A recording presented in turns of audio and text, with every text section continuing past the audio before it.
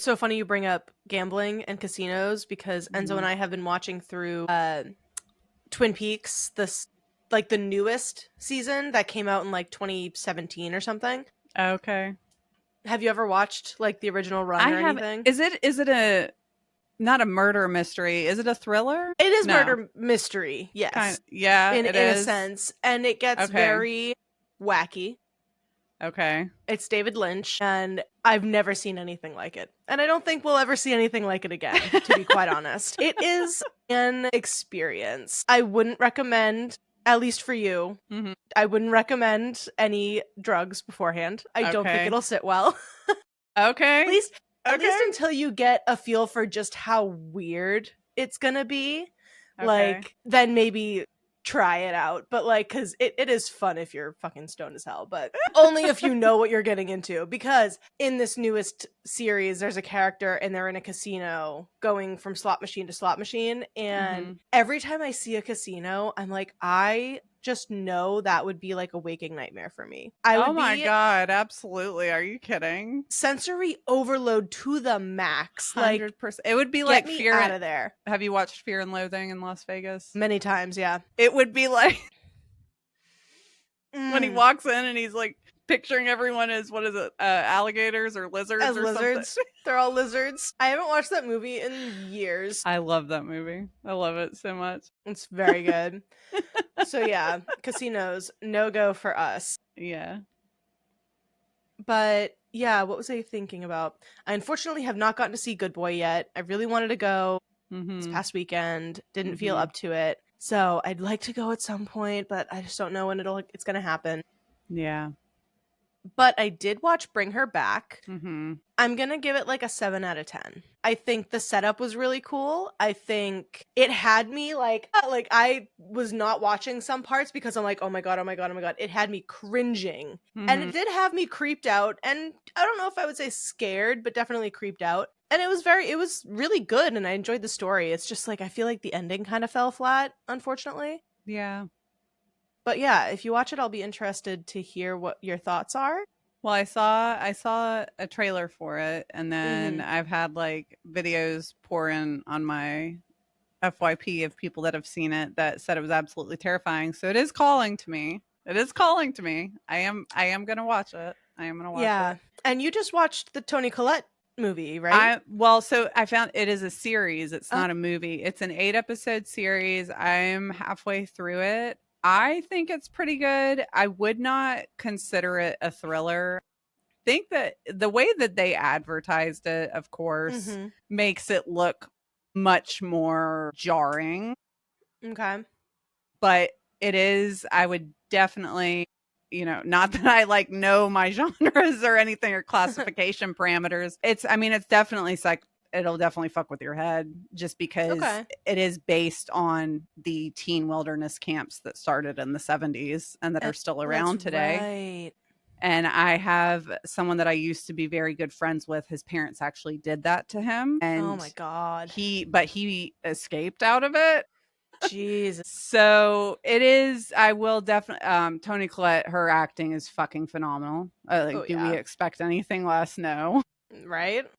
I think it's worth a watch. I think that you would enjoy it. I think, but it's not like on the edge of, as far as where I'm at, it's not on the edge of your seat. I'm just like, wow, this is really fucked up.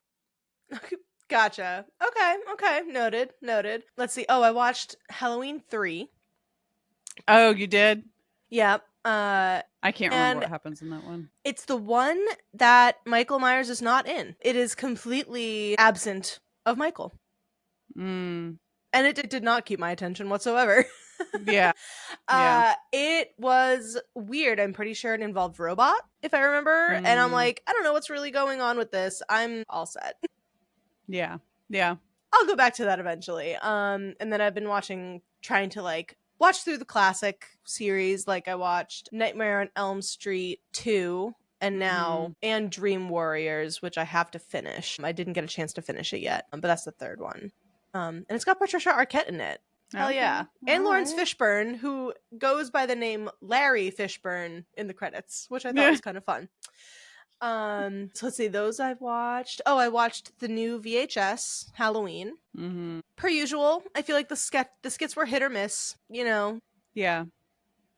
I mean, there were a couple pretty fun ones in there, I'd say. I'm of the opinion that I like when they weren't themed. I like the first Mm-hmm. two VHS movies where it was just this random cluster of random ass short stories that were twisted and horrifying.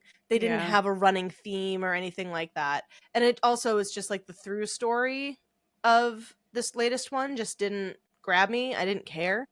Mm-hmm. So that was also kind of iffy. So that, but I mean, I think it's still fun to watch. It's very Halloweeny. It's very of the season. So it's a fun watch. But yeah, just don't expect anything like mind blowing. Yeah. Yeah. We did finally pull out our Halloween decorations, which is very exciting. Always I meant to brings do that yesterday. brings it will bring so much joy to your soul. I cannot Um, tell you, like, not to get like too heavy, but everything is very fucking heavy right now and really yeah, intense. just a So bit. as soon as I pulled out the first piece, like my tablecloth was the first thing that I happened to pull out. Mm-hmm. And I just felt an immense, very much needed dose of dopamine where I was like, Awesome. and then it was like very nice 60 degrees this morning, really nice and like Mm-hmm. kind of crispy, which, Georgia, we're used to having the cooler weather roll in much later. Mm-hmm. So it was very nice. Good. It was very nice. And this weekend is we're diving into all of our spooky movies this weekend. So Let's go. All very right. excited. Speaking of like spooky time and all that, so Rachel and I, sad, I miss you. We I just spent we just know. spent 3 days together, and it was wonderful, and I It loved it really so much. was. It Um, was. and per usual, when it comes to people that are your great friends, you don't take enough pictures. So we have a few that we'll throw up, a few that we'll toss in here. Yeah. Yeah, But I yeah, feel per like I feel usual. like third time's the charm, and the next time we're together, well, No, it'll for just real. be second nature almost, right? But Yeah. yeah, like when you're visiting your long distance friends, sometimes you just rather be in the moment, and it's like not always about content, content, content. You know what I mean? Mm-hmm. But yeah, I Yeah, know it's so sad, so I know. sad. It was so great. It But was. I'm glad that, we had the opportunity to. I wish it wasn't 80 goddamn degrees at the Renaissance Fair. That would be nice. Listen, that But was yeah. Whenever, like we've already discussed, when you come to Georgia, you have to come in the fall or winter because you will have a fucking miserable time any uh other time. I know I will.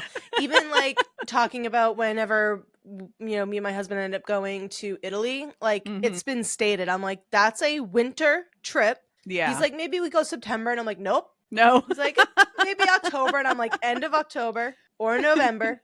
Because yeah, I'm like, I'm not risking it, and it's not like I don't want to go during that time of year. Well, one, I don't. I'm not a summer person, but also I'm like, yeah, I'm not gonna knowingly taint my experience of being in this place for the first time Exactly. If by going when I yes, know I'm gonna be miserable. You yes, know if you are spending the amount of money that it's going to that take, too. especially to go to out of the country, Oh yeah. yeah, absolutely, fucking plan Mm-hmm. it around the seasons and when you know that you're going to Oh be able yeah. to enjoy your experience. I remember the initial reactions we got when we told people that we were going to be going to Scotland in November. And they were all Hmm. like, "You're doing what?" And they're like, "End of October into November. It's going to be cold and rainy." And we're like, "Yeah, Hmm. That is great." my soul. I Like, am a we spooky love that. girl for a reason. Yeah. They were like pumped about Scotland, but then that like they did a double take at the time of year. And I'm like, I want the autumnal colors. I don't want to be sweating my ass off. Right. And yeah, it was freaking fantastic. I'll never go there. I'll never go anywhere in the summer except for I don't know, the Arctic, Yeah. where I know it's not going to be hot, but I'm sure that'll only last so long too. Yeah, But more spooky time things. There's just so much to talk about. there is. So, we went to the Nightmare Gallery in Salem, Mass. We did their walkthrough of their museum with Hmm. all of the figures of all of these incredible incredibly costumed and crafted, models Mhm. of characters in horror. And like, oh my God, half of them, I mean, well, it says when you walk in that nothing's going to jump out at you, which it's like, good. I'm glad that I don't have to have my like walls up and like at the ready. But there were still some that like you were looking at and I'm like, I swear you're about to move. Yeah. It was creepy. Their positioning of the lighting and everything, just like It it was was excellent. so cool. It was so fucking cool. Yeah. Like hands down, one of my top experiences. I told Zach about it as soon as I got home, and I was like, "Yeah, I have to take you." Yeah. He It was so he cool. would die. He would love it so much. Yes, like the huge Nosferatu. They had a big Nosferatu from like a new movie Yes. and the Yes. massive casket. Oh my God. Yeah. I loved it. I loved it so My much. gosh. Yeah. I know. Yeah. I was like, I feel like that was a quick turnaround time, but I guess the movie's been out for a while now. It's been For out. a year? Has it really? Oh my No? gosh. No, I'm wait, trying yeah, to no, think. I think you're right. Almost a year. I think it came out like the holiday season of last year. It did. So You're coming up right. on a year You're then. right. Yeah. So yeah, coming up on Wow. a year. Holy Crazy. shit. That yeah, Crazy. that's fucking weird. I have it in my brain that I'm like, oh, it came out a couple months ago. No. Seriously. So We at got to their gift watch shop. Twilight. We got to watch Twilight in the hotel over Twilight Yes. anniversary weekend. That That was so is good. like that's bragging rights for Like, fucking ever. seriously, had I honestly realized this, I 100% would have been like, "Hey, we're not planning to go out at night. We're not We we're could going to have hang out we at the could have done hotel like and a we're going to do themed themed drinks. We're going to do that." I'm like, I so dropped the ball on that. How the fuck did I do that? I did too. I did too. There was four of us. There was four of us there that were all 4 Twilight tryhards nerds. and none of us did None the of math. us. Yeah. I think because we were just so excited to be together yeah. and like X, Y, and Z. But yes, we at least got to like rot in the hotel room and watch it together. We did. On the topic of vampires, at the Nightmare Gallery, in their gift shop, I was able to pick up this gorgeous, look at her shimmer. Let me this see. Hold on. gorgeous Dracula. Yeah. Oh, you did get it. Yes, I ended up Love buying it. Woo! It's beautiful. Shiny. It's beautiful. Yeah, because I listened to it on audiobook. Mm-hmm. I did not get a chance to read it physically. This is a Masterpiece Library edition, and yeah, it looks really, really freaking cool. So I love can't it. wait to reread that and have it physically in front of me, all fancy. So yeah, I'm starting to get into my special edition era of collecting books. I'm trying to keep it at bay though. Like I'm really like holding back on a lot of these things. Well, because the other Trying not to let the consumerism get me. That's exactly what I was going to say, is because special editions are such a hot commodity. I don't want to say hot commodity now because I feel like they've always been a hot commodity, but it is more trendy now. Yeah, it's definitely a very competitive era right now, especially with how many people have picked up bookbinding and how many people are, you have these incredible artists. Like I've seen people that do wood burning on the edges. That's another so cool. fucking level. That's I love wood burning videos. Yeah, it's one of those things where I'm like, I could do that. I know, right? Knowing that it would not work out that way. Let me pick up another hyperfixation hobby. Yeah. I can do it. Hey babe, I gotta get this big battery powered Bernie machine. Because for every new hobby you pick up, you have to buy at least 20 different items to even start it. You have to invest at least $100 into your newfound hyperfixation before you're able to start it. Right. So, but no, I feel you on that. I'm trying to push myself to where if I can read the book on Kindle Unlimited, because I've already got the Kindle subscription. If I can read it on Kindle Unlimited, I'll read it through there.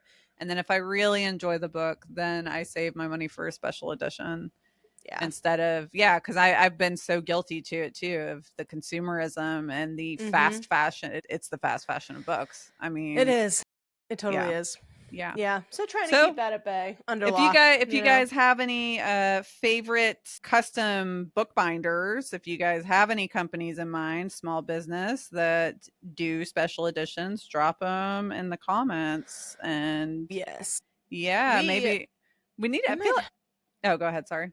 No, I was going to say we need to have we might have to plan some kind of special event episode where we do this and like practice our book binding together. Because I'm like thinking, I'm like, I don't know how I don't have. I definitely at some point want to bind Lord of the Rings for sure. Okay. I mean, not my favorite book because I haven't technically finished reading them, Yeah. but I love the Oh, movie so much that yeah. it's a Yeah. Yeah. thing. Yeah. For sure. So yeah, like doing a rebind of them. Is that what? Yes. Yeah. Yeah. Yeah. Yeah. Yeah. Yeah. Yeah. Yeah, dude. I Like will that would be absolutely. I freaking would love to awesome. teach you. I would love to Yeah. teach you. I am Yes. not a professional by any means, but Oh hey. I am a Are any of us? neurospicy individual with a lot of hyperfixations. That's all you need. That's as close to a professional as you can get. Yeah. That's all you need. So yes, we are here. We're talking all things spooky all month long. I'm so excited to just like get into spooky season as Rachel sits here in her wonderful ghosty sweater and I'm in my light powder blue sweater. It says 'tis the season. Ah, I love them. I really want some ghosty bookish merch. So if anyone wants to send me anything, I will wear it. If Ghosty anyone wants to bookish stuff, send that would be us so shit, cute. Yeah, hey, if we've reached that point, fuck yeah. send us stuff. We will promote the shit out of that. Are you kidding? Hell yes, please. As long as it's not AI, we are all Right. for it. Right.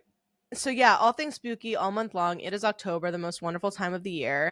And today we're going to cover one of the classics. You might have heard about it in our last episode with our top 5 slashers, but we're going back to one of the OGs with Halloween from We 1978. are the original.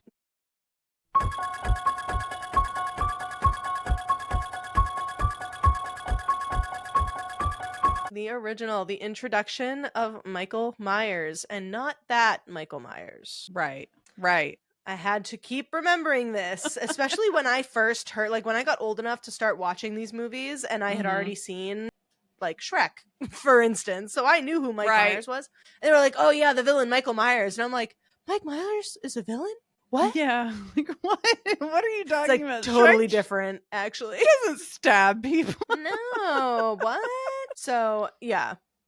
Can't wait to talk about Halloween. This movie is so good. As I said, released in 1978, directed by John Carpenter. It was also written by John Carpenter, co-written by Deborah Hill. So they co-wrote that together. And as far as starring, I mean, there's only really one star of this movie, and her name is Jamie Lee Curtis as Laurie Strode. But I guess to give him a shout out, Donald Pleasance plays Dr. Loomis. And those are kind of like the big two that are really in this movie a lot. But yeah, this one, I didn't realize like how long, I mean, I shouldn't say how long, I probably watched this like last year, but I gotta say like how long it's been since I like sat and digested it versus it being like, oh, let me just throw this on and then I'm walking around, I'm doing this, that, the other thing around the apartment. Yeah, I don't think I've ever sat down and fully digested it until this time. Yeah. So it was a ton of fun to do that. Yeah, just like see all the things and realize all the things and like just especially like from a cinematography standpoint, and this movie is doing things that might not necessarily be new, but they're definitely like go against the grain of what, you know, people do when they structure horror movies and movies in general. I can't wait to get into it. This movie's so good. Yeah, it's a classic for a reason, you know? Before we go into the plot, I did want to go over some facts about the movie. So another credit is that John Carpenter also created the Halloween theme that we know and love and hear probably no less than 5 times in this movie. They love playing this movie or playing that soundtrack theme. And Jamie Lee Curtis, for those who don't know, is the daughter of Janet Leigh, who is famed for her role as the false protagonist in Psycho. False protagonist being that she's the one that appears in the promotions. She's the one that is the main focus of like probably the beginning like 20-30 minutes of this movie until, spoilers for Psycho, a movie that came out in like the 50s, she dies and she is one of the first Scream Queens. So for Jamie Lee Curtis to then go on to be in Halloween, this is her feature film debut, and go on to become one of the kind of the best new age of the 80s Scream Queens. Yeah. It's just so freaking cool. Like it's so cool. I love the lore between them. And then so in addition to Halloween, Jamie Lee was also in The Fog as well as Prom Night. which I've only seen both of the remakes of those movies, not the original of the movies. I haven't either. Yeah. The Fog remake, ass. Prom Night remake, I mean, I remember enjoying it, so I feel like it still holds up, but I haven't watched it in a long time. But yeah, the Fog remake was. However, I know it's not spooky season, but like personal favorite of Jamie Lee Curtis, Christmas with the Cranks. Yeah, that one's so good. It kicks off the holiday season movie watching season for me and Enzo every year. That. It's our first watch. As soon as Thanksgiving's over, we're like, okay, holiday season time, Christmas with the Cranks, play. Yeah, that movie's great. That's great. It is so unhinged. It is. For being a children's Christmas movie, like, right. Yeah. It's so funny. We could probably cover that movie during the holiday season and do a mini-sode and call it a horror movie, because tell me that Dan Aykroyd is not running a fucking cult in that neighborhood. You watch that movie and you tell me he's not running a cult, okay? So I feel like it falls under our jurisdiction. God. And some factoids and trivia from IMDb. This movie had a budget of right around $300,000 and shot over 20 days. The film went on to gross $47 million at the box office. What percentage of a turnaround would that even be considered? Talk about a fucking hit. Like, oh my damn. Gosh. Yeah. So, utter success. You look back and if there's any curiosity as to why this movie has so many sequels, just look at this number right there. That's why. The stabbing sound effect is a knife stabbing a watermelon, and I totally hear it because it is so watery. When you hear really him stab. Is. Yeah. And a bit of a longer one, but for years after Halloween was released, people would tell John Carpenter how horrified they were by Michael Myers' grotesquely disfigured face that you kind of get a glimpse of when towards the end of the movie, where Laurie pulls off his mask for a minute. But all they see, and watching it, all you see is the ordinary face of the actor underneath, with like a gash in his face because Laurie had slashed him. That's it. Like, Carpenter then, to quote IMDb, Carpenter cites this as evidence of the power of suggestion in cinema, that the audience saw a monster on screen, so assumed that he looked like a monster underneath too. And I thought that was just such a interesting like moment in the human psyche being revealed. Absolutely, because everyone's like, well, he's got a mask on, he's wearing a mask the entire time, he must be mutilated. He's doing these horrible deeds and he's hiding himself. There's no way his face should see the light of day. And and they think he's disfigured when it's like, no, he's just a guy. Yeah, that really is a testament to herd mentality, isn't it? Wow. It really is. Wow. Yeah. And also, I feel like also of the time, even current times, I feel like there's a little sprinkle of a little bit of bad thought trails around people being disfigured and like mentally unwell and all this kind of jazz. And I feel like it could go that direction, but we're not going to go that direction. You can leave that out. Okay. Another IMDb fact, the body count in this movie is 7. And we'll kind of... Well, I'll read them off now. So you get Judith Myers. There's an unnamed truck driver who he steals his clothes from. Yeah. Not 1, but 2 dogs. How dare you? Linda, Bob, and Annie. So there's 7 bodies, not 7 people. But the dogs count. They do. So those are kind of all the interesting facts. Any thoughts that you have prior to hopping in? Yeah, not prior to kicking off. I just, like I said, I don't think I've ever like fully sat myself down to fully immerse myself and like turn on my little pick apart brain that is developing. Yeah. Yeah, I'm ready. I'm ready to cut into it. So welcome to Blood Books and Binge Watching, everyone. Spooky season! Let's go! Awesome. So, Halloween. We open on Haddonfield, Illinois, Halloween night 1963. And we are in the POV of someone approaching a house and they see 2 teens making out as they do. And then they're like giggling and laughing, and the person, whoever's POV we're in, is following these teens on the windows and like seeing them go upstairs. He kind of follows the sight and sees a light go out in the bedroom upstairs, so he goes around the back and then enters the dark home. We then see a child's hand reach out and open a kitchen drawer and grab a knife. Because you don't get too much height perspective as far as like, we're definitely a 3-foot tall child, or, we're a 6-foot man. So now that we see the hand, it's like, oh, it's a child. Mm-hmm. And they're wearing like a costume. It kind of looks like a clown just based off of the sleeve that you see. And in this moment, I say, what do you have? A knife! No! The kid then walks through the house and gets to the stairs, but then hides because the teenage boy is leaving. Boy leaves. The kid goes upstairs where the teenage girl is, and we're still in their POV. He sees a clown mask on the floor and puts it on. So now the shot is through the 2 little pin eye holes in the mask. And so we're like slightly obstructed. It's blurry around the edges. You're only getting a very short field of view here. So the kid enters the bedroom to find the girl topless, sure, Right. and brushing her hair. A lot of needless nudity in this movie, but this is the old slasher way, is women get killed with their tits out. That's just how it is. Yes. And unfortunately, as we get further down, I will bring up my soapbox about that. Wonderful. I cannot wait. So the girl notices that someone's behind her, turns around and says, like, Michael! And then he stabs her 9 times. I counted. It's 9 times. And leaves her to bleed out. Then we see Michael. Well, no, we don't see Michael. We're in Michael's point of view. So that whole time we're like we don't see him actively stabbing and making contact, but like we're looking up and we see the knife coming out and in point of view kind of deal. So we walk down the stairs and out of the house, where you see a car pull up and his parents get out of the car and find him still holding the bloody knife. And like the way the mom just puts her hands in her pockets, like, what have you done? Like, dude, man, your daughter is dead upstairs. I know. And how the camera just pans out and both parents are just standing there like, you're in big trouble, mister. He's got a fucking bloody knife. Right?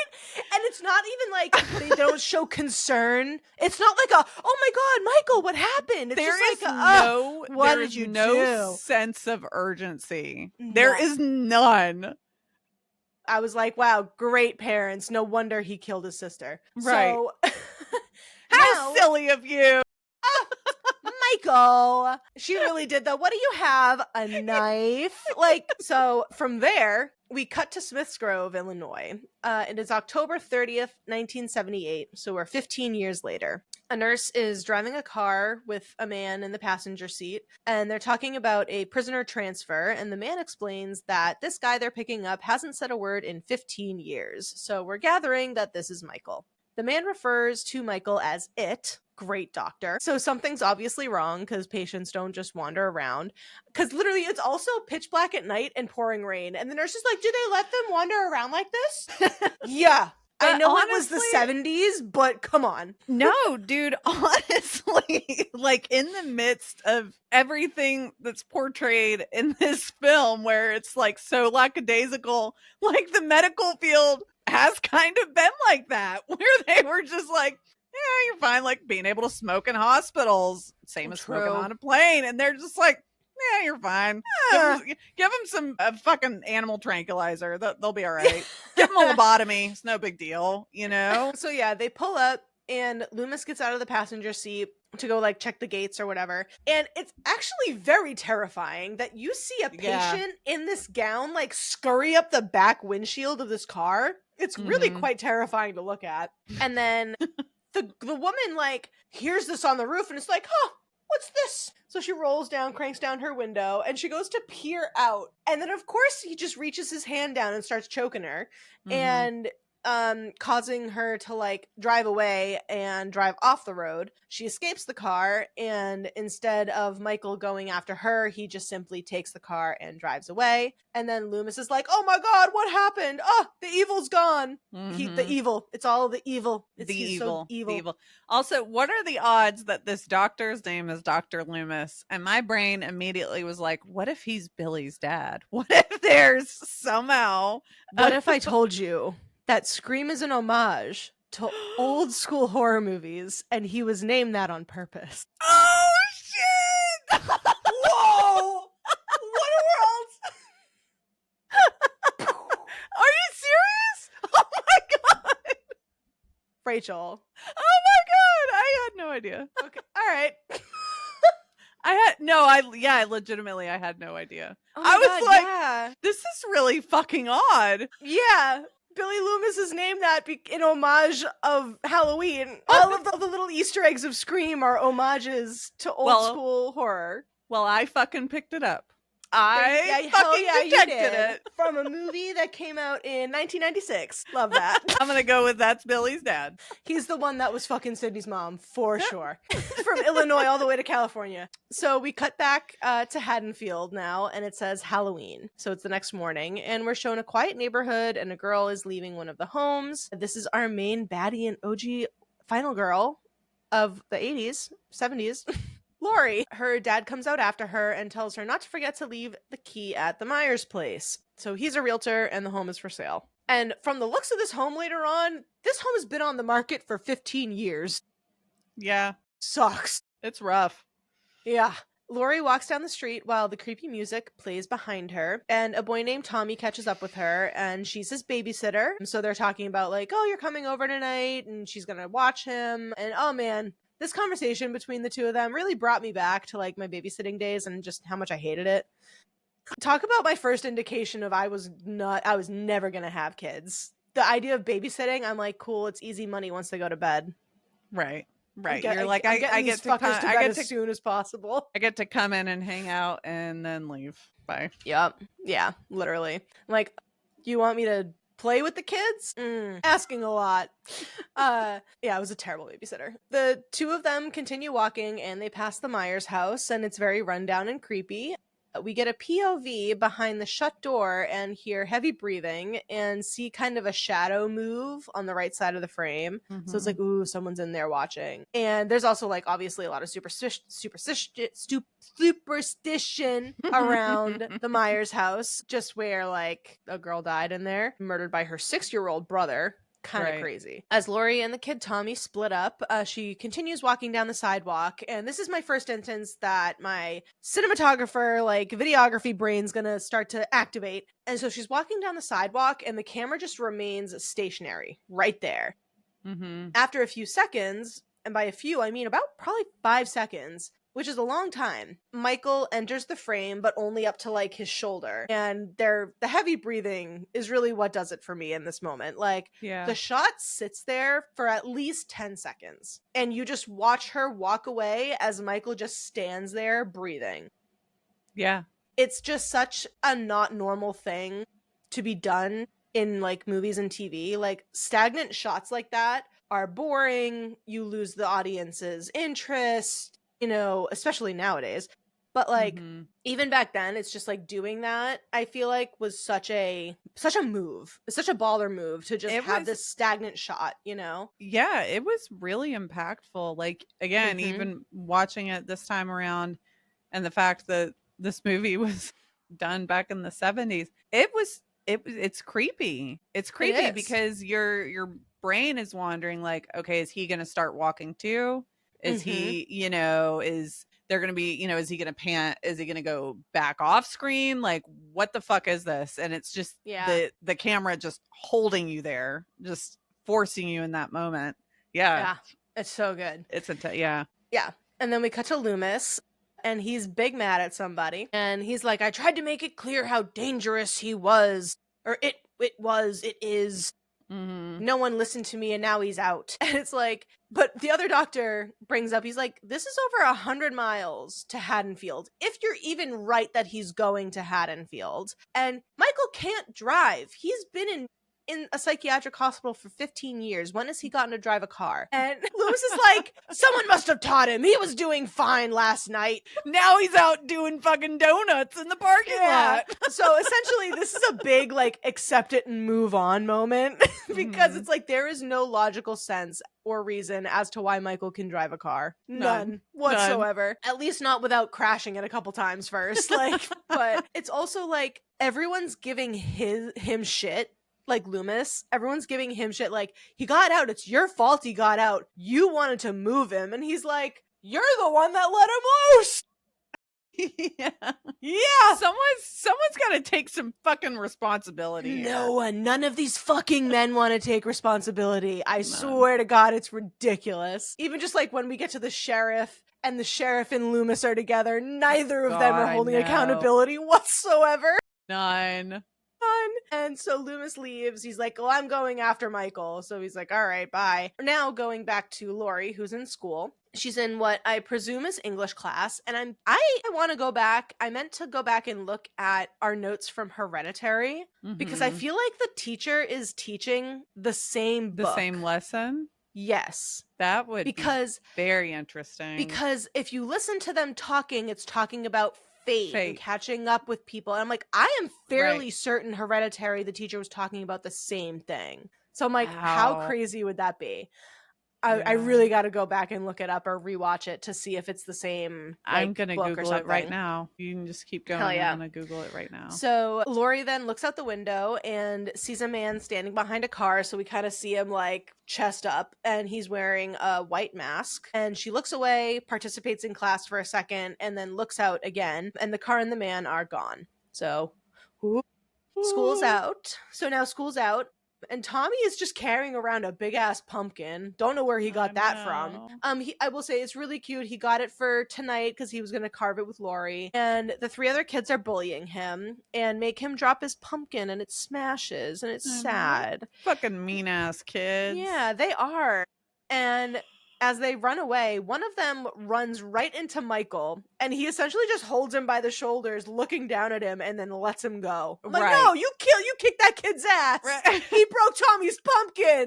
But no, he gets away, and I guess, innocence in children. Then Michael drives by Tommy. So like it's just one shot where we're panning, and we see Tommy walking across like the yard outside the school, and Michael's just walking along the fence following him, gets to his car, the stolen car, gets in the car, and then drives around, and then literally comes up right next to Tommy as he's walking on the sidewalk and matches speed and then drives off. And it is so freaky. Like it really is smacking you in the face. It's like just how easy it would be for Michael to just snatch and go, Yeah.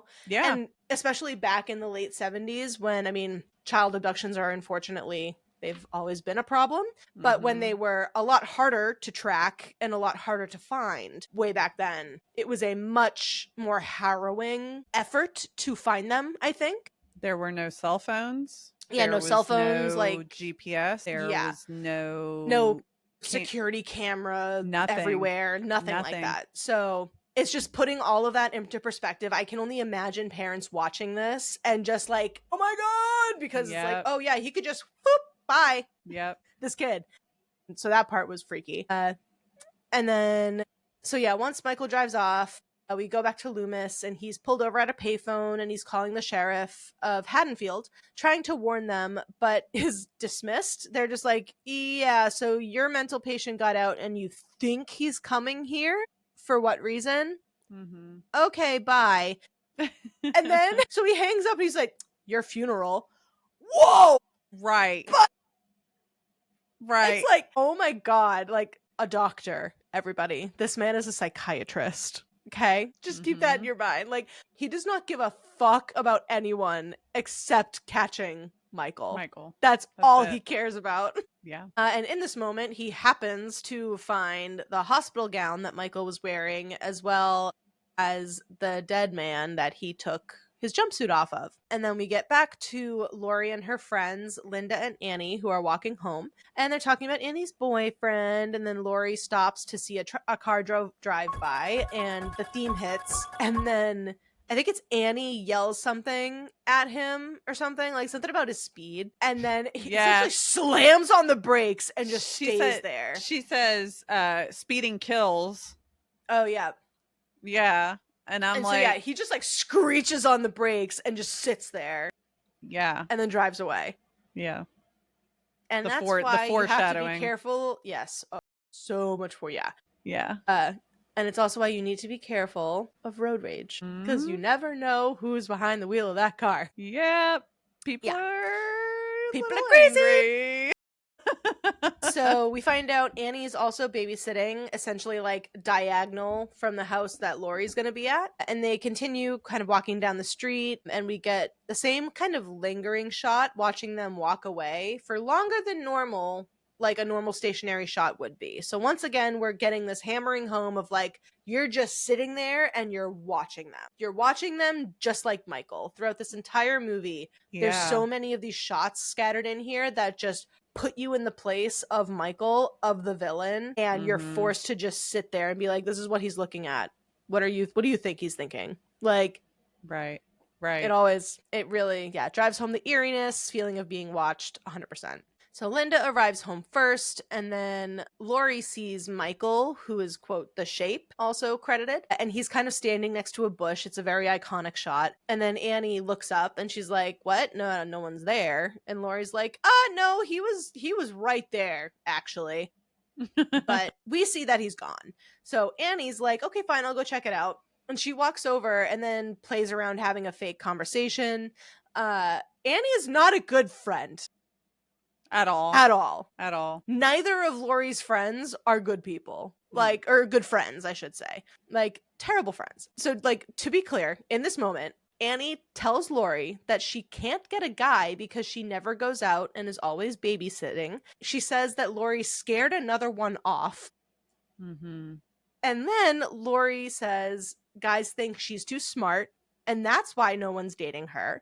It's like, well, that's on fucking them, Laurie. Yeah. Just because you're too smart for them, they can't handle it. That's not your fault. And I did feel like in that moment, because she also like calls herself a weirdo. She's like, I'm just a weirdo. And I feel like in that moment, you know, we definitely get a little bit of a reflection of Laurie and Michael on each other, right? How they're both totally.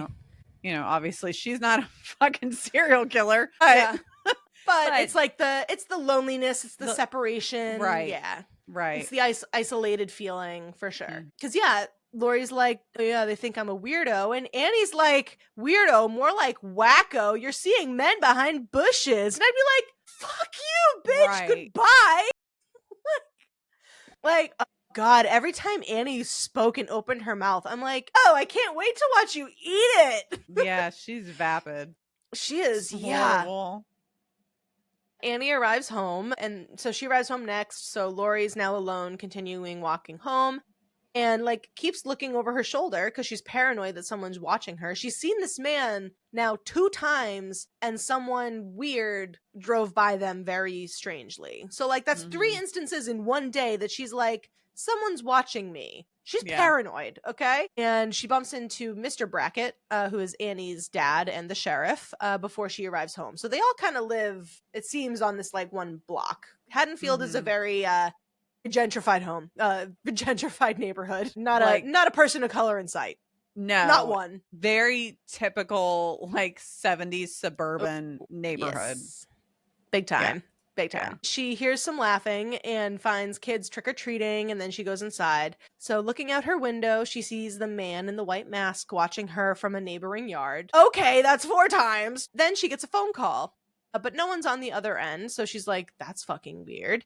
But then they call back and she's like, oh, it's Annie. Something was wrong with my phone, whatever. She said that she'll pick up Laurie later to go babysit, and then Laurie takes a nap. So we cut to a little bit later, and Laurie's leaving her house and sees all the kids trick-or-treating out and about, and Annie picks her up and hands her a joint. Hell yeah.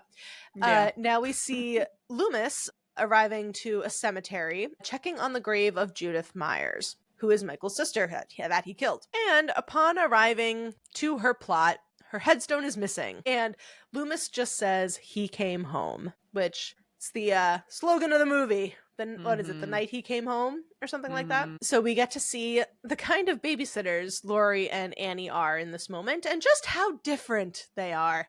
I fear I skew more on the Annie side of this, but only to a point, because she's like, I'm just gonna make popcorn and watch 6 straight hours of horror movies, and I'm like, hell yeah. Instead, then there's like Laurie, who's like, oh, I brought a pumpkin, I'm gonna carve it with Tommy, and we're gonna do this, and we're gonna do that. And it's just like, that is me. That is me. And guess who's the mother of the 2 of us? So they pull up to see Annie's dad at a store that's been broken into and the alarm's going off. He says someone stole a mask, some rope, and couple of knives. And then Annie gives her dad shit for little to no reason, and they drive off. Once again, fucking bitch. I also love how they're like smoking a joint in the car with the windows rolled up. And there she's pulling up on her dad and she's like, put it out, put it out. And then they roll the window down right in front of his face. And they have a paranoid moment there where they're like, he could totally smell it. And it's like, yeah, he definitely could. No shit. Duh. You gotta drive with the windows down if you're gonna do that.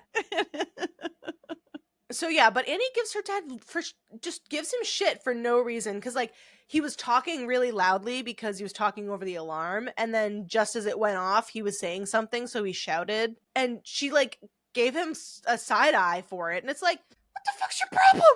What the hell? But also, I was a teenager once, so like, yeah, all right, yeah. But yeah, watching back, I'm like, what did he do? So now enter Loomis. So Loomis is in Haddonfield. He's now talking to the sheriff, talking to him about Michael and being like, I called you earlier. I'm the crazed doctor talking about evil in your city. And he's like, oh yeah, you. I gotta deal with this. Give me a minute. And then, so in the background, the camera stays on Loomis and we see a car in the background, the stolen car that Michael's driving with the mask on, just come around and go right behind Loomis and drive away. It was very comical for me. I would lose it. I know. He's just Ever like, since bye! I first noticed it. He's like, you know, under the mask, he's like, eh. He's like, fucker. It really is comical. Like, it's so funny. And in this moment, I had a thought. I'm like, dude, I don't know if Loomis even reported that car stolen. Fuck no, he didn't. That you could have even started off your call that way. It's like, I'd like to report a stolen car that may be in your city. Keep an eye out for it, but don't approach it. Like, you could do it that way. Like, I had that thought. I'm like, this guy doesn't even report the car. So Annie and Laurie, because yeah, if you'd reported the car, all of the cops would be looking for it, not just him. Right. It just blows my mind. So Annie and Laurie, once again, Loomis is a narcissist. So Annie and Laurie talk about the dance tomorrow and the boys that they want to dance with. It's teenage girl stuff. Michael is very obviously tailing them. Like, it is car, and they're just both moving. It's so funny. I'm like, bro, get off their ass. Are you trying to like run them over? It's so funny. So now we get his POV watching Laurie get dropped off. And then Annie pulling in literally across the street, pretty much. He exits the car and from behind a tree watches Annie enter her respective home while the parents leave to let them watch their child. And then we cut to Loomis and the sheriff, who are now entering the Meyers home to investigate. And they find a dead dog. And the sheriff's like, could be a skunk. And I'm like, please say it's a skunk. Yeah. But it's a dog. And then Loomis says he got hungry. Brother.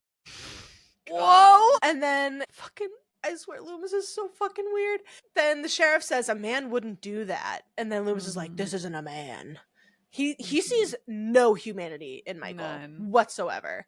He's like, he stared at a wall for 15 years. He never made a sound, never spoke a word. He's been silent that whole time. And it's like, I get it. You can think that they definitely have something mentally going on that is not wired correctly, but like, that doesn't mean they're not a person. Well, and again, they can be a monstrous person. Yeah. But again, that is a testament to how the world of medical has progressed and why science is so important, everybody.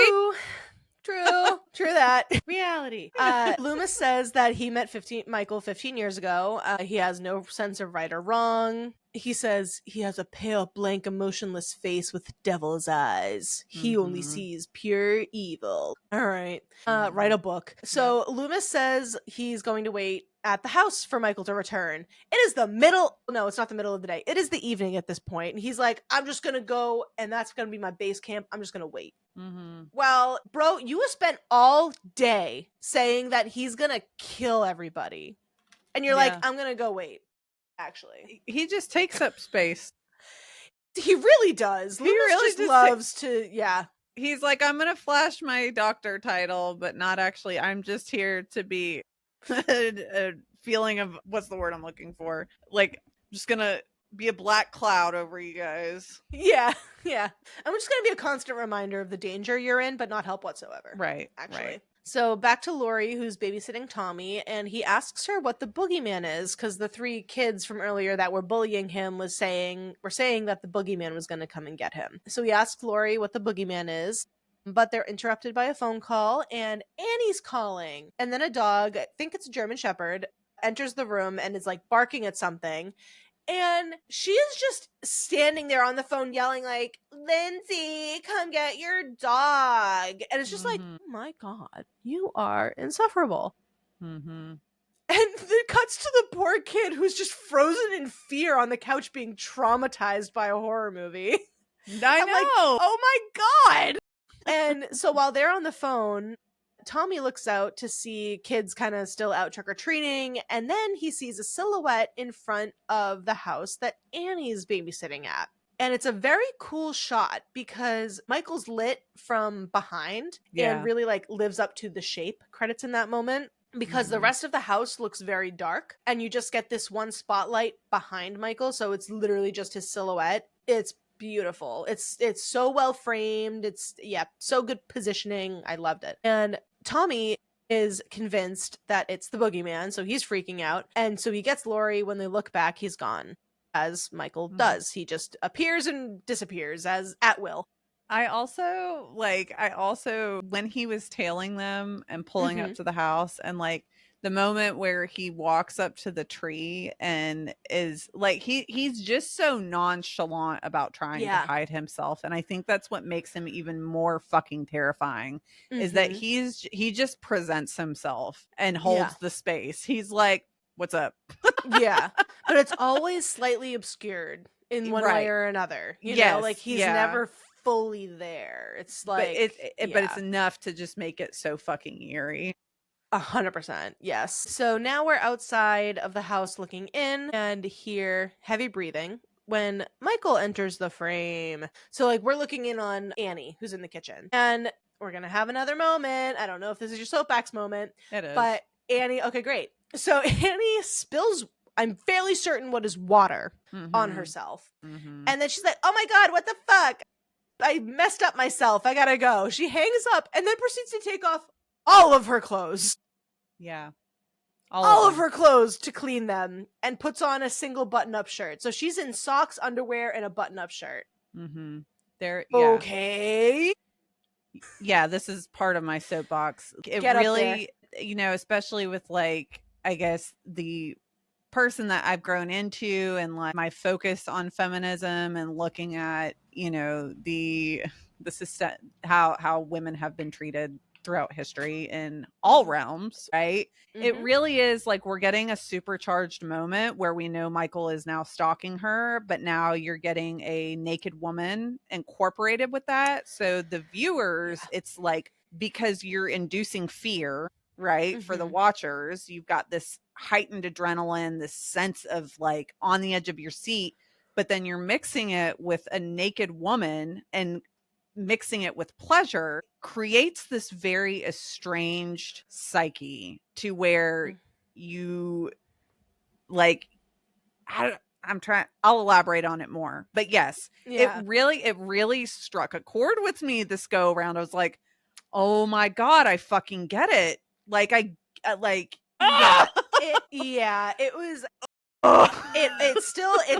it still drives home the point and feeling of unease and being forced to be in the murderer's shoes, because you Yeah. feel like a pervert watching this. Yes. Like, you're just like, well, first of all, I don't know why you're doing all of that, but you didn't write the script. But like, but then as you're standing there as Michael, you're like, this is not for me to see. This is not my business. Right. But you're forced to just sit there with it. And if it had a meaning, like, I let the first one with Judith Myers kind of go, because it's like, Mhm. okay, yeah, if your boyfriend was over and you just had sex or whatever, and Right. you're Right. topless and you want to brush your hair, be Fine. topless and brush your hair, do whatever you want to do. I've done it Yeah. before. But then if you like hit a knot and then you pull through too hard and then you hit your nipple with the bristles of your brush, That fucking hurts. it hurts a lot. So, like, at your own risk, brush your hair without a bra on, and or without a shirt on, But yeah, This one I could not let slip without being like paused. It was fucking water on your shirt. So yeah. It was fucking wild. And then she's just walking around like that. But wait, it gets worse. Don't worry.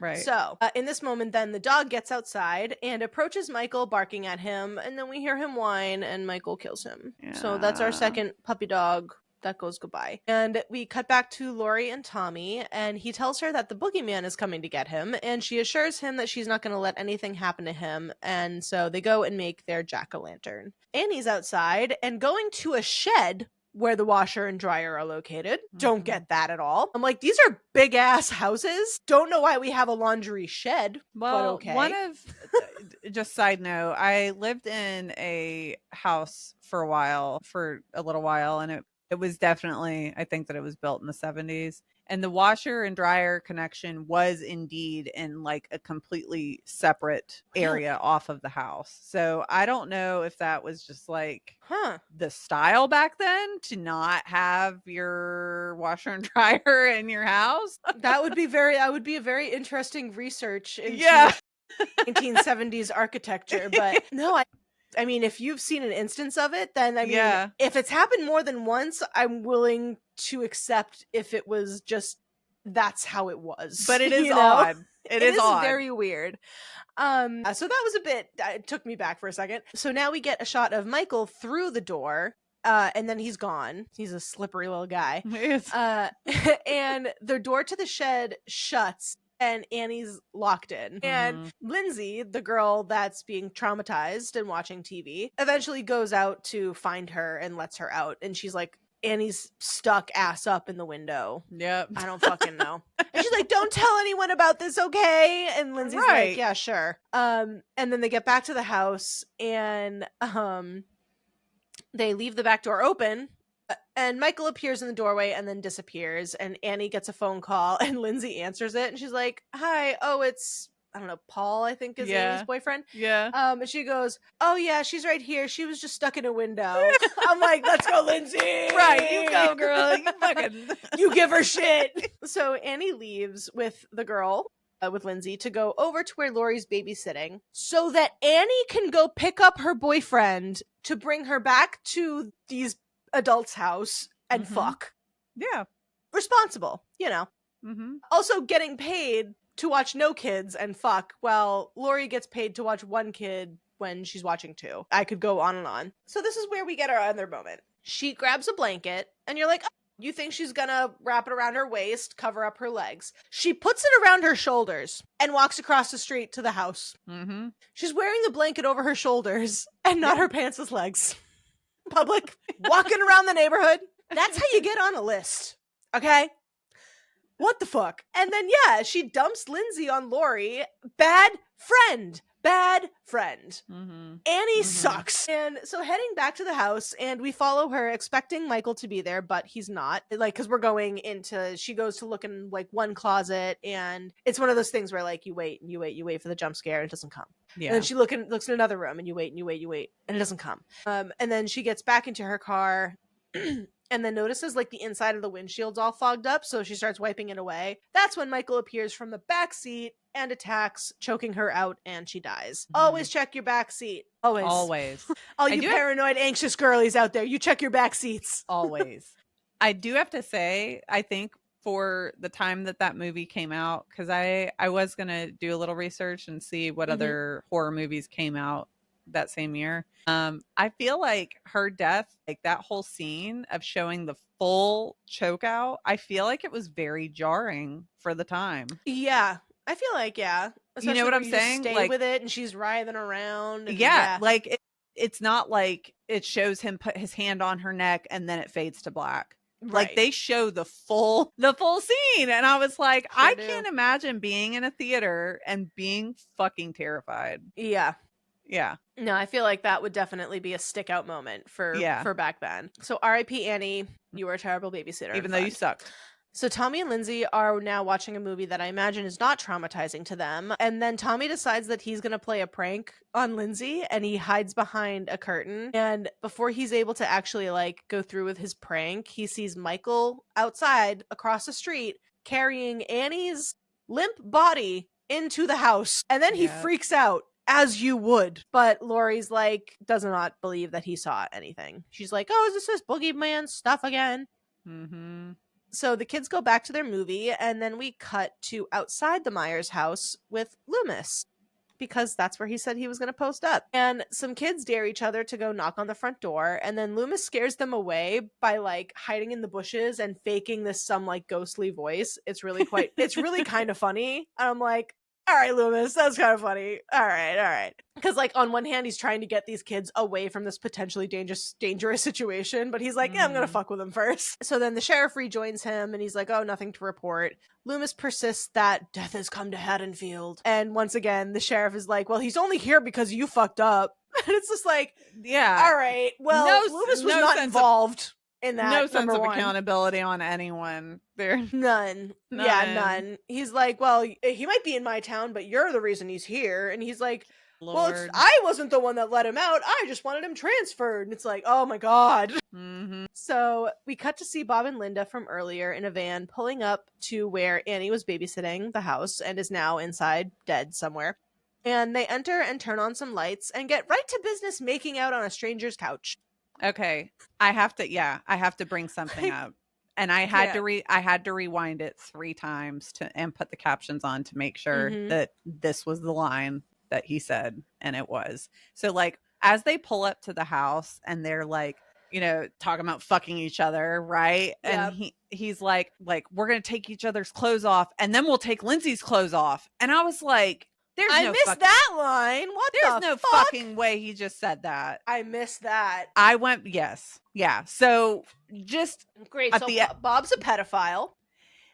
But and see, wonderful. Like, and that's what I'm saying, like with my feminism soap, like, and especially in film, like how all of this shit was just so fucking normalized. And I mean, granted, it's been normalized. It's been normalized through movies through the 2000s. It's still there. But I was like, no fucking way did they put that in there. Horror just loves committing violence against women for no fucking reason. I was like, it took me, I was like, wait, Lindsay, the girl that's being babysat? Yeah, like a 10-year-old? Excuse me? Yeah. Unless he was saying, and then we take Annie's clothes off, I would be like, sure. But no, if he said that, fuck that. Absolutely the fuck not. And I will go back and I will double check again. No, I trust you. If you already went back and you rewound that already, because I had to do that a couple times to make sure like I got something or I got a detail or whatever. So I trust you if you went back and you checked that shit. Because that's fucked. My brain also is telling me like, well, did you really hear that? Okay, well, great. So that's 2 people in this movie that die, and it's just like, okay, bye. Right. So back with Laurie and the kids, she gets a call from Linda at the house asking where Annie is. So upon confirmation that they have the freedom to fuck all over this random ass house, they just simply get to it. So I believe this is rule number 2 in Scream of horror movies. No sex. You don't have sex in a horror movie. So as soon as they get busy, their fate's sealed. And as they do so, Michael's shadow like appears, but no contact is made. So you just kind of see his shadow just kind of pass over the bed and go out of frame. And this has got to be one of the most hilarious sex scenes. Oh, let's go, because I'm fucking ready. I'm ready to pop off. Let's go. These 2 are just writhing on top of each other for a good 10 seconds. Like they're covered in Dawn dish soap on a slip and slide. Like no thrusting at all. And then they're both done. They both light up a cigarette.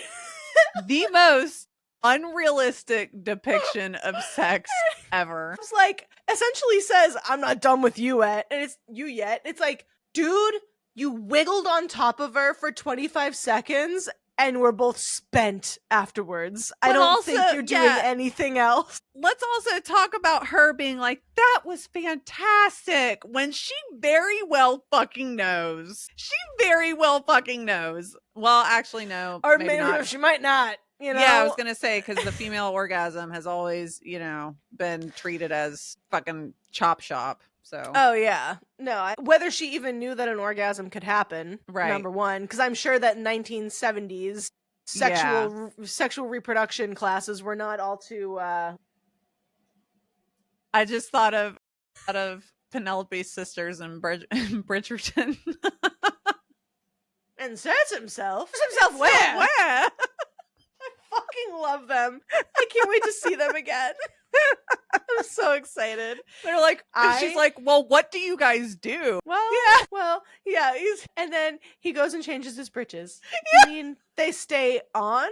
She's like, well, yeah. I fucking love them so much. The Featheringtons are incredible. So yeah, older depictions of sex in movies is just so fucking funny. It is. And so, yeah, it's hilarious. So yeah, anyways, he goes to get them a couple beers from downstairs and notices the back door is open.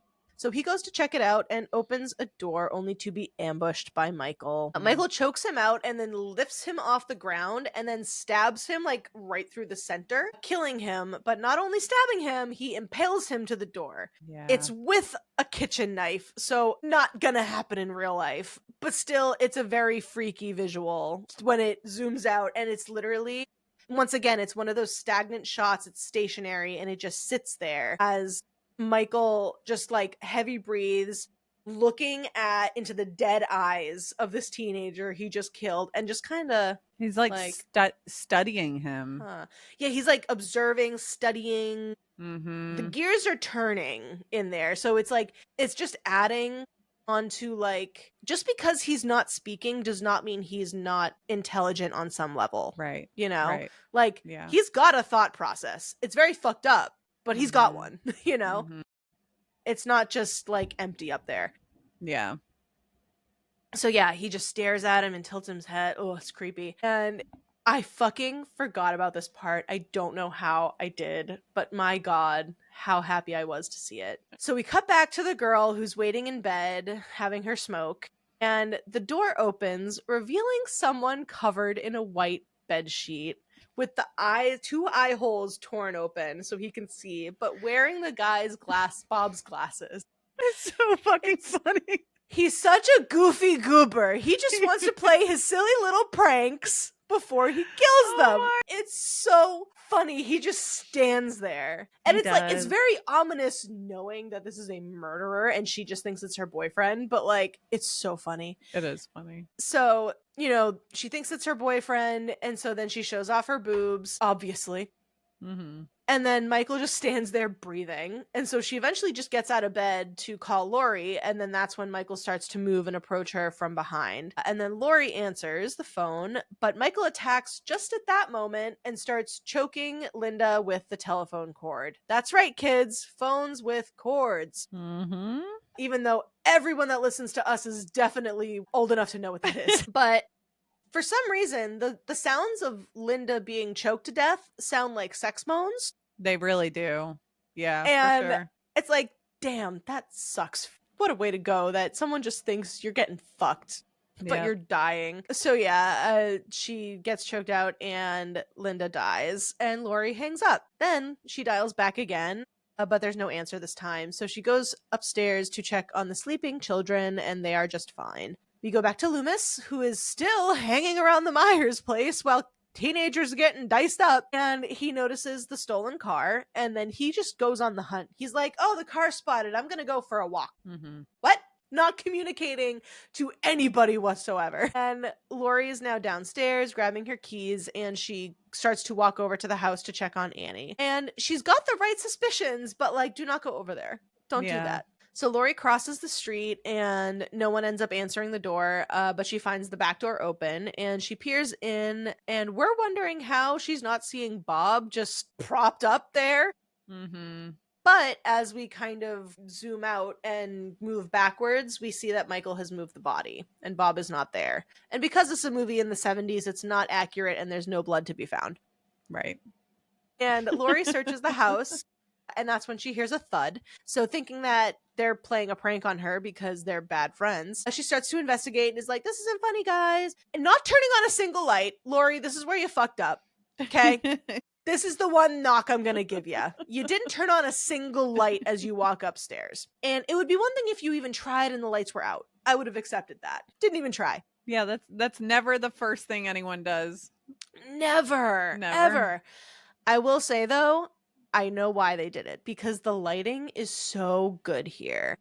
Yeah. I Yeah. love how the moonlight coming through the windows is bright enough to like put off a very nice background glow, but it's Mhm. obscured by like tree branches, so it's very shadowed and chopped up. So it's very scattered light, but it's bright enough to give the depth of the shots, especially like when Laurie's lit from behind or like you only see her silhouette. You're not able to Yeah. see anything, but you're able to make out shapes enough. And it's just Mm. like it's when working with filming in the dark works.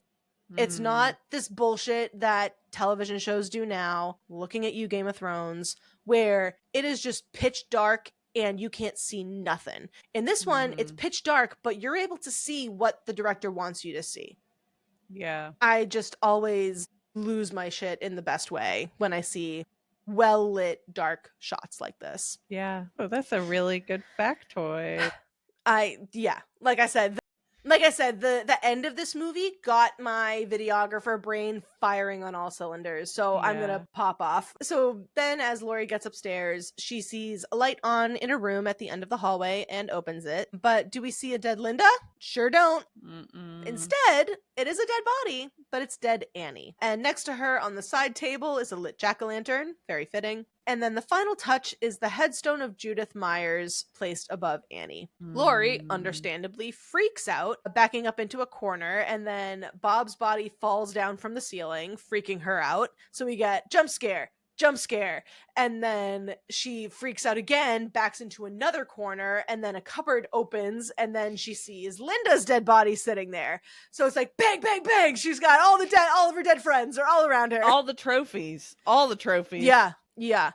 Um, but it's like it's these moments of like Michael's very smart. He's hiding bodies.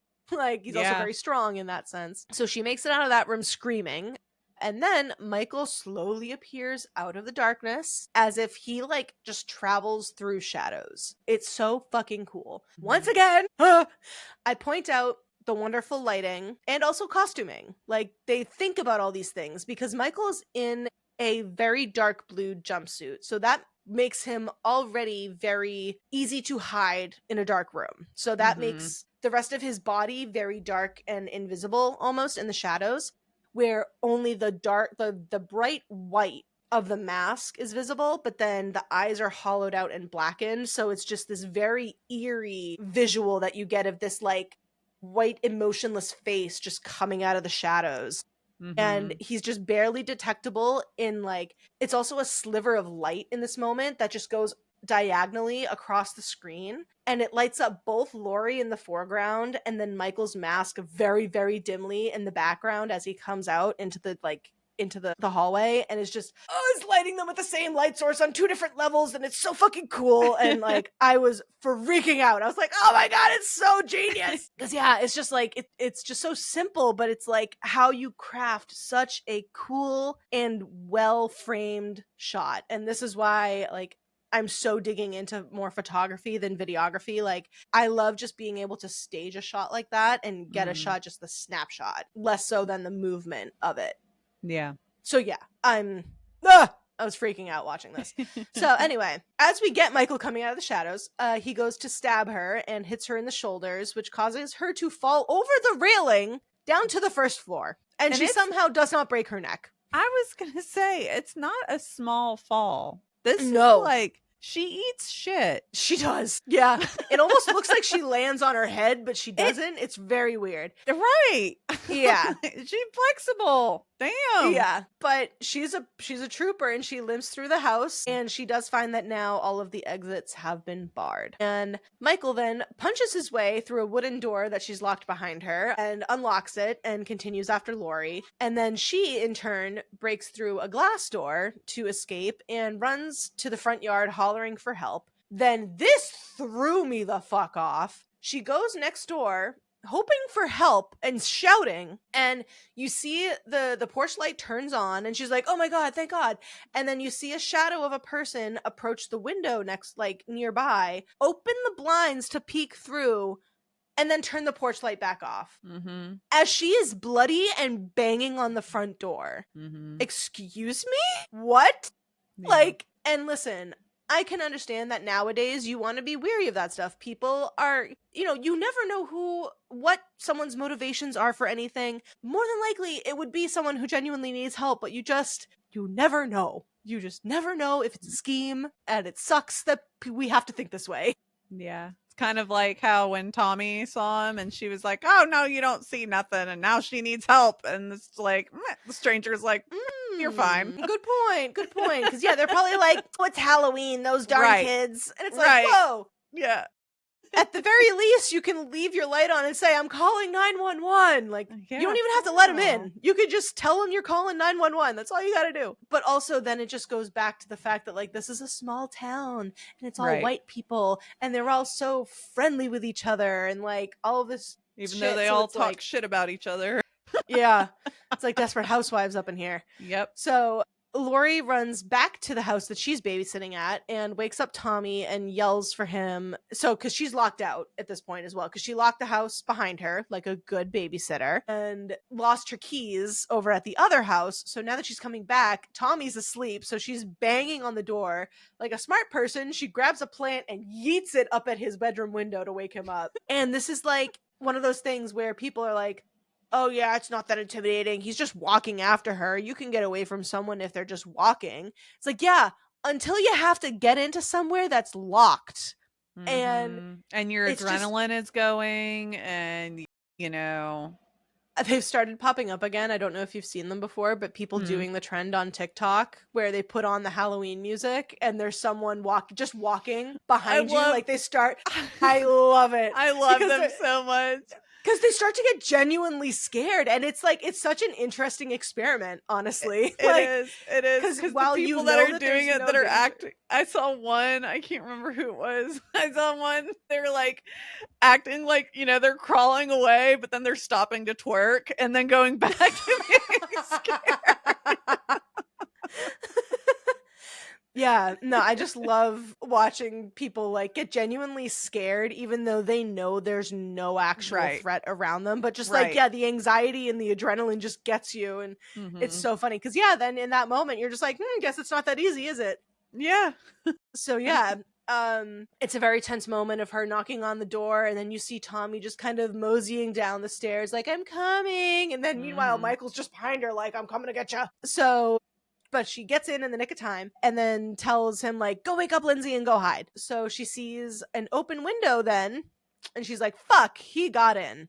So then she takes cover next to the couch and grabs one of her knitting needles. And once again, from the shadows behind the couch, as if this man just fucking travels in shadow, he stabs down next to her onto the couch and misses. So then she takes the needle and stabs him in the neck, and he kind of falls backward behind the couch. So then Laurie then upgrades her weapon, grabs the knife out of the couch, and tosses it away, and then passes out.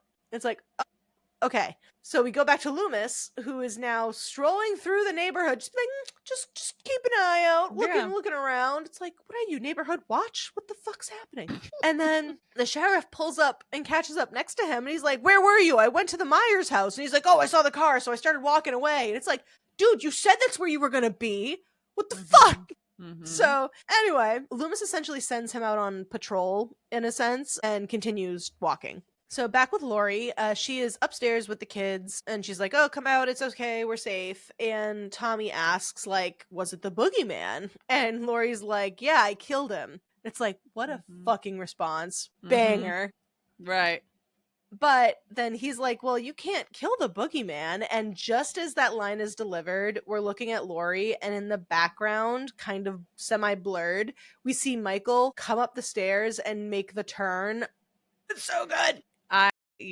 Scream. It's scream every time. Yeah. And Laurie is a smart woman. She's like, kids, hide in this closet, keep quiet, don't come out until I tell you to. And then she opens the balcony doors as if she's escaped, and then proceeds to barricade herself in the closet. So it's like, smart lady. Yeah. Unfortunately, though, Michael isn't falling for that shit, and he starts to break down the door. He's like, lady, I invented false exits, okay? Please. So then Michael, like, first, because she kind of tied the handles to the closet together, so first he's trying to, like, yank them open. When he can't do that, he just starts punching through and, like, tearing away the little plastic pieces, whatever. Mm-hmm. So Laurie then grabs a wire hanger from the closet and, like, unfurls it and sticks him with the pointy end. I think she hits him in the eye. Or I think that might be when she gets him in the face. Either way, it's enough to, like, cause him to drop his knife, which she then picks up and stabs him with it. Final girl. Mm. Then exiting the closet and not dropping her guard, she sees Michael's just on his back on the floor, looking dead or at least passed out. Then Laurie goes to get the kids and tells them to go downstairs out the front door to a house down the street and tell the adults to call 911. So they go, and then so the kids leave, and then in a shot with, like, once again, Laurie's in the foreground, just kind of like catching her breath, semi-crying, because obviously she's just been through a lot. And then Michael just raises up like a dummy in the background. Like, once again, in, like, the blurred, like, oh, it's so good. And every time he does this, you get, like, this, like, high-pitched, the keys hit. Yep. Like, doo-doo-doo, like, whenever that Every happens. fucking time.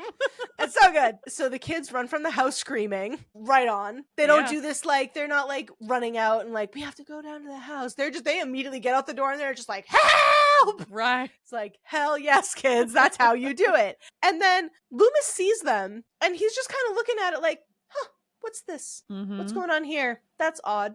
It's like, I should there's no probably urgency go check that at out. all. Yeah. He's like, huh, that's weird. It's not anything like, oh, he's in there. It's just like, oh, that's odd. Right. What the fuck, dude? You've been wandering around this fucking neighborhood all night, and you finally have, like, the most solid proof you're gonna get, and you're still just like, I don't know. So yeah, Michael is up and walking behind Laurie as she's kind of exiting the room and doesn't know that he's behind her. And then he starts to strangle her, and Loomis appears just as Laurie is able to, like, rip off Michael's mask and just like distract him, so he has to put it back on. In that moment, Loomis shoots him, which causes him to stumble back into the room with the balcony. And Loomis follows and then sees Michael just kind of standing in the middle of the room, breathing heavily, as he does. Mm-hmm. And then he shoots him 5 more times. Michael falls backward out onto the balcony and off onto the front lawn. And then Laurie says it was the boogeyman, and Loomis says, in fact, it was. Cool. God. Fucking cool, man. And then we cut around the neighborhood. He's not around the neighborhood until we land on the Meyers house and hear the heavy breathing. And then we get the title card, Halloween. It's so, it gets you so pumped up. Like, because when that fucking, it's just like where the soundtrack and the theme doesn't have, like, a gradual, like, uptick. It's just like immediately hard. That's it. Yeah. Yeah. So yeah, that's Halloween. That's one of the classics. And let me tell you, the whole buildup is really, really good for a really great final payoff fight scene where it happens in phases. And for every shot that Michael gets one in, Laurie gets one too. She does. She doesn't fucking back down for being the quiet babysitter. You know, she's fucking tough. Yup. So now that we've done that, I want to go into a couple of theme discussions. Okay, let's do it. One is more centered around, like, an actual theme, and the other is kind of going back to my cinematography brain, so stay with me here. First, let's talk about sexual frustration. So, Rachel, I know you're going to know this, but if you haven't listened to much true crime or learned about serial killers and, like, the psychological breakdown of how their brains can work, let us give you a brief overview. So, a lot of times, serial killers, namely men, who are big into stabbing as their method of murder, essentially equate the act of stabbing to sex and sexual acts. This is usually because they are sexually frustrated individuals, and Michael, specifically in this instance, takes out that anger on the helpless, horny teens just trying to navigate their hormones. There, of course, is a lot of, mental background that goes into that with Michael, because he was 6 when he murders his sister, presumably, you can assume, for neglecting to watch him and, like, take him around Christmas trick-or-treating in order to have sex with her boyfriend. And then he spent 15 years in a psychiatric facility, not saying a word. So he'd be 21 in this movie and is very sexually repressed and would more than likely have a very negative view of it and anyone participating in it. So while it's like, not to say his motivations per se are out of sexual frustration, but just like on a more symbolic level, the fact that it is stabbing and where sex is just such a large part of this movie when people die. Right. It's too in your face not to see, you know? Yeah. Yeah, for sure. So I just thought that it was very interesting, both on like a character development level, as well as like symbolically with serial killers, men that stab women. It's usually because they are essentially equating that to a sex act. Even at the end of the movie, also, to kind of go into it a little bit more, Laurie stabs Michael 3 separate times with 3 different implements, and she is portrayed as the only one of her friends who is not with anyone or sexually active. So it also flips back onto her too. Yeah. So I thought that was just a really interesting thing to kind of break down and see how that evolves and how they're both, like you said, like you kind of compared earlier with like the isolation part. It is also with the stabby sexual frustration part too. Yeah, they mirror themselves. They mirror each other in a lot of light. Yeah, definitely. And so both John Carpenter and Hill, who are co-writers on this, have said that they did not write it that way, like consciously, like with those reasons in mind, as far as his method of killing and why he kills. They were like, that was completely unintentional, which I don't know if that takes away from it or not, but it let's see. Oh yes, the quote from the Wikipedia page on here, to quote it, says Deborah Hill, who co-wrote and produced the film, also dismissed the idea, saying there was absolutely no intent for that to be the underlying reason. I was raised a Catholic schoolgirl, and what leaked into the script is my Catholic sensibility. It was totally unintentional. And to that I say, duh. Yeah. As soon as I saw I was raised a Catholic schoolgirl, I'm like, duh. Yeah, for sure. Well, there it is. Right. Yeah, unintentional or not, pieces of yourself make it into the work that you create, you know, no matter movies, books, whatever it might be. So it is just funny that like in interviews they're being like faced with all this stuff. They're like, so what was your reason for making sex and sexual frustration such a large theme in this movie? And they're just like, where did that come from? How did that get there? They're just like, we're Catholic. We can't do that. It's like, oh, well, that's why it's there then. Yeah. Even more so. Right.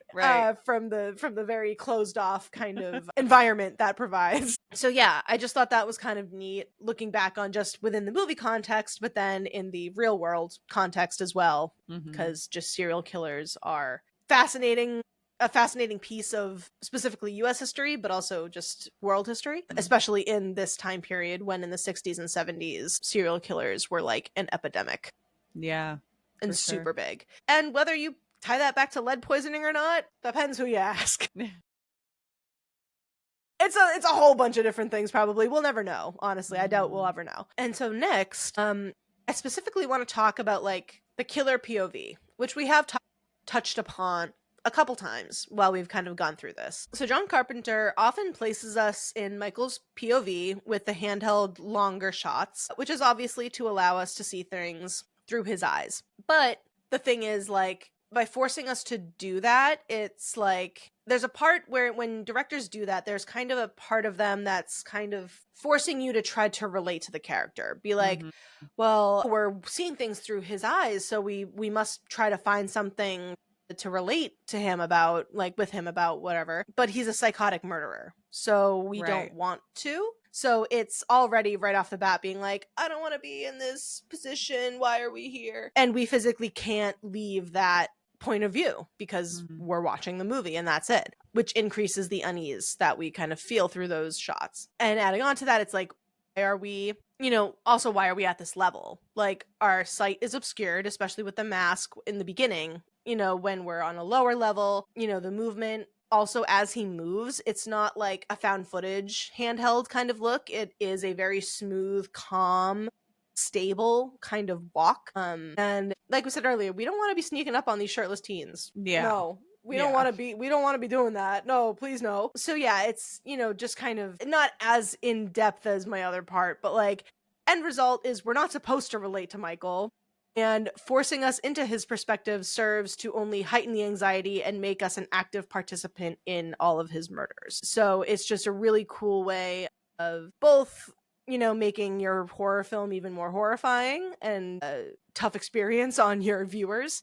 But it's also just a really cool stylistic choice that I always love to see. I unfortunately saw a review about a recent horror movie that you do see from the killer's point of view that I really loved, called In a Violent Nature. It is very Jason Voorhees, essentially. You're following around what is another kind of Jason Voorhees as he just goes around this area and is killing people left and right in the most awful, grotesque ways I've ever seen. And it's fantastic. I personally loved it. It is a lot of very similar to Halloween, where since we're following the murderer, we're not following all of his victims. There's a lot of shots where it's just a couple minutes and you're just walking through the woods with this guy and you're just at his back and following him through the woods. Ooh. And it's so creepy because you'll hear people in the distance, and then he'll stop, and then you just see him look over that way, and then he starts that way. Yeah, it's like, it's such a cool choice when done so well, and it was really cool to go back and see it in that version in Halloween compared to this newer movie that just came out like in the last year. So yeah, my cinematography brain, my filmographer brain is just like firing at all cylinders. And yeah, just from a filming point of view, this movie is such a cool look back at horror films and how the originals were done and how they've influenced movies today. It's just really, really fucking cool. Yeah, for sure. And art's fucking important. Computers can't make goddamn art. They can't. So yeah. That's my piece about Halloween. Yeah, they can't channel like everything that you just described, the way that it made you feel, the way that you picked up on different, like everything from the lighting to the POV. Like, yeah, nothing can transmute that like humankind. It's for real. Yeah. So I really enjoyed it. The second Halloween, for those who might want to go watch it, it picks up right where this one leaves off. And yeah, Jamie Lee is in it once again. I don't like it as much. It's definitely not as good, but it's definitely still entertaining, I would say. I think it's still pretty decent. Yeah. But yeah, that is like spooky season number 1. I guess for our official movie plot that we've really followed up the whole way through. Yeah. I was really, like we already said, I was really glad that we went and revisited this one so I could really dive into it. Pay homage to the classic. Of course we do. Of course we do.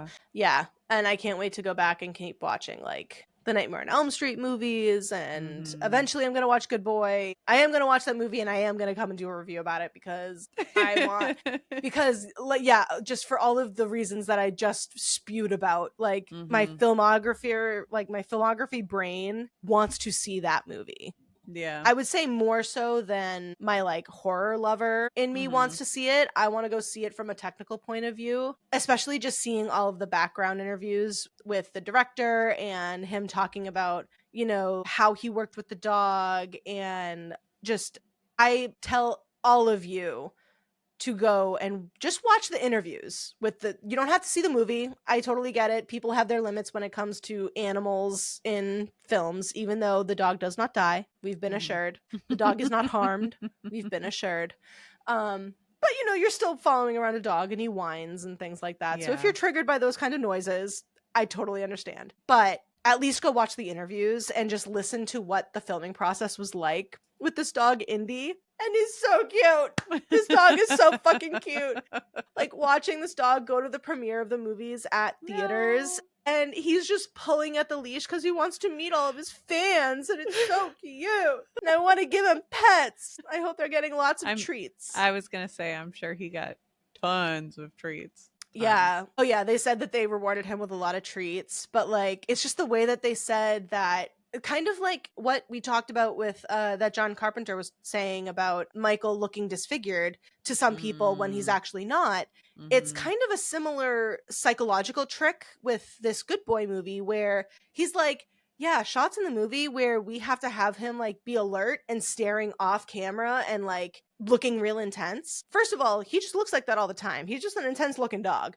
But Mhm. also they're like, we're just off camera squeaking toys at him. Like we're Yeah. not doing anything, but because of the way that the human brain like fills in the blanks around other shots that are happening that might be heightening Mhm. the tension, it's you think when you're watching like, oh my god, that dog is playing scared and anxious so well, when in reality he's just really excited and wants to go get a ball. You know, Yeah. like it's just like those kinds of things that make me really excited to see these newer directors trying something different, doing something different. It's why I really like Skinamarink, you know? Mm. I don't know if you watched that, but Mm-mm. it's a slower burn of a movie, but it's one that you have to watch in the dark at night. Like Oh, if you're okay. watching it on your computer, put headphones on. Like it's an Mm. immersive movie because it's a lot of quiet noises, it's a lot of whispering because essentially you're seeing the movie from stationary cameras on the floor and following two kids around a house, but from stationary camera angles at Mhm. weird angles. It's very interesting. So give that a shot too if you want to give Skinamarink a shot. If you don't like it, come back and tell me you hated it and I'll go fuck off. But like I really enjoyed it just because I like seeing people doing new things with this media, especially when it comes to horror where it is such a creative space for people to do different things and have it be just like, yeah, I'll accept that. It's horror. And yeah, so I'm loving all of the new kind of stylistic choices people are making nowadays. So Yeah. Yeah. that's my rant on that. I love it. I love it. I'm not, yeah, my commentary is always just gonna be like, well, I really like this. This looked good. This is where I specialize with the movies and you specialize with the books. Yeah.